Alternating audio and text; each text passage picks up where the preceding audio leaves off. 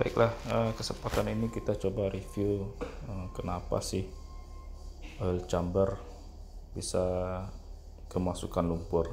Nah, kalau kita lihat dari konstruksinya pompa drag flow HY300, di mana ini adalah bagian strainer, terus ini ada impeller ya. Kalau pada saat pemompaan otomatis ada air atau lumpur yang masuk ke sisi back ini ya, atau di area upper wear plate, sehingga ada lumpur yang kumpul di sini atau air sini. Sementara di sini ada spacer yang ikut sama shaft ya.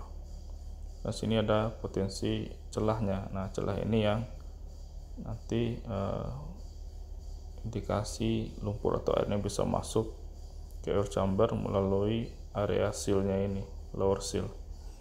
Nah, sekarang kita coba lihat di lower seal sendiri seperti apa konstruksinya.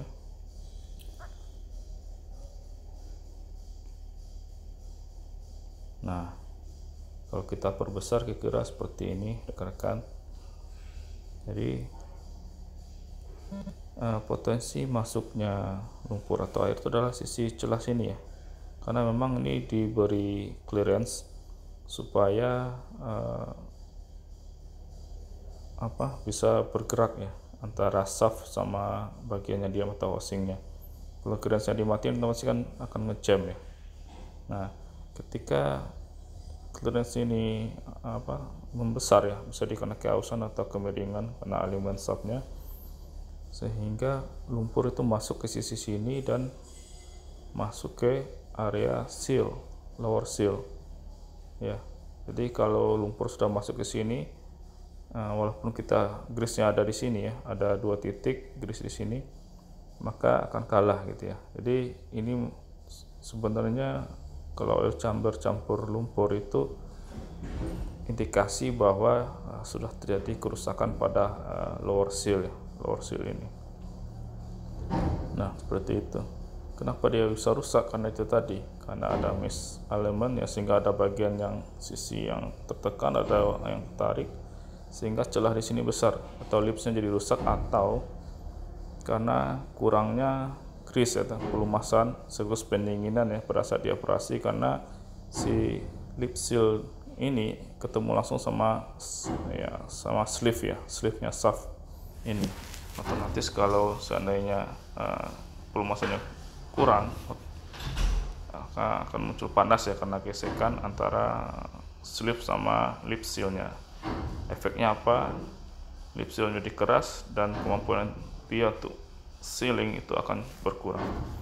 Nah, terus kita akan bahas lagi tentang seperti apa sih mekanisme greasing-nya di situ.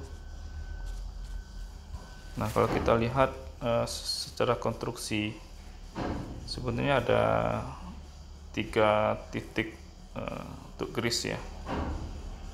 Ada 3 titik, dimana kalau teman-teman lihat di sini ada yang di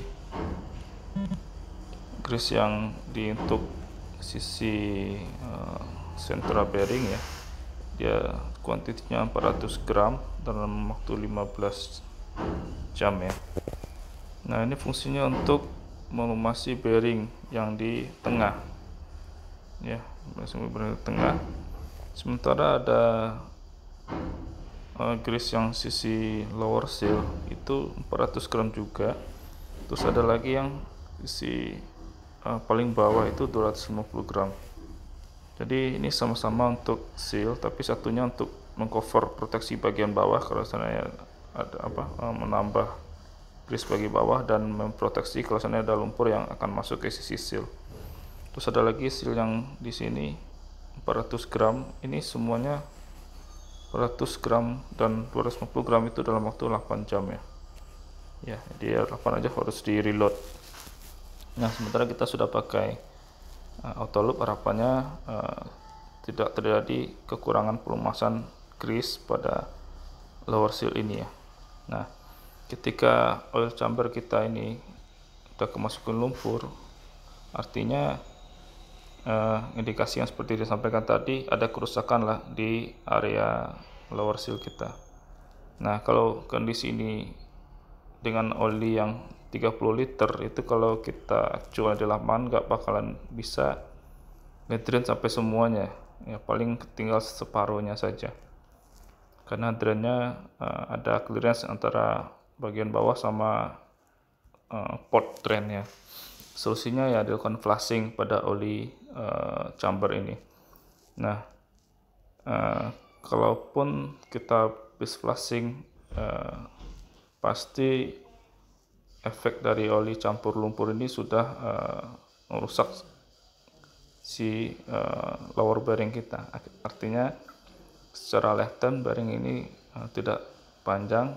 Yang bisa dilakukan hanya adalah memastikan greasing di seal ini berjalan dengan baik, dan menschedulekan untuk penggantian bearing assembly ya, karena ketika bearing sudah terkontaminasi nama lumpur, otomatis sudah terjadi kerusakan pada bearing, dan jika ini kondisi ini tidak diganti ya, 1 kali servis atau 2 kali 50 jam, maka bisa saja si bearingnya akan ngejam ya, karena pelumasan olinya hilang diganti dengan pelumasan pakai lumpur. Seperti itu. Terima kasih.